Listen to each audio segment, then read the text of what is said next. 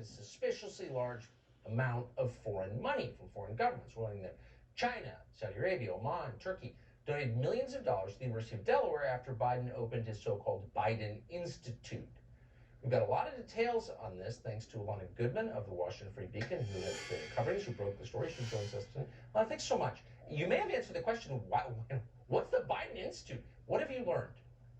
Well, I think the biggest concern on this story is the millions of dollars that have been pouring in foreign money to Penn, to University of Delaware, and whether that has any connection to the Biden think tanks that are on these campuses.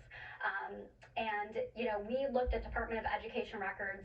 We found that the University of Delaware took in $6.5 million from China. They took in $23 million from Saudi Arabia.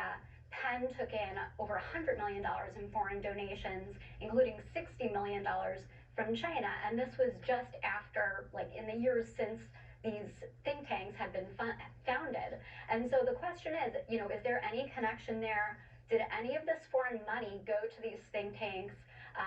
Did any officials who worked at these think tanks meet with foreign donors at all? Because we know that foreign governments often use donations to universities in order to buy influence.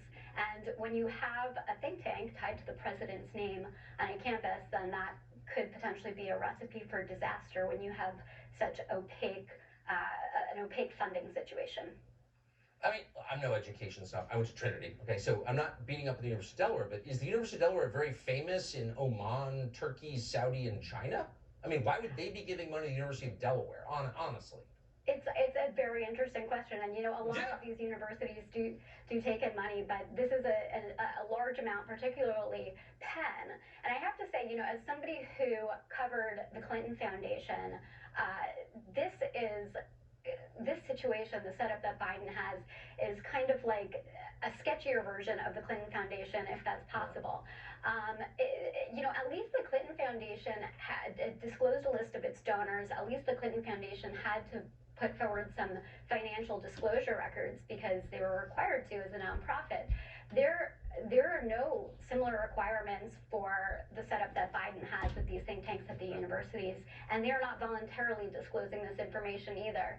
So it's definitely an issue, especially when you have these think tanks who had employed senior administration officials, senior members of his cabinet, and currently his sister as well at University of Delaware. Yeah, I mean, there's nothing more corrupt than higher education. It makes mafia-run paving companies look clean, of course, as we know, and we appreciate your reporting on. Alana Goodman of the Washington Free Beacon, thank you. Thank you.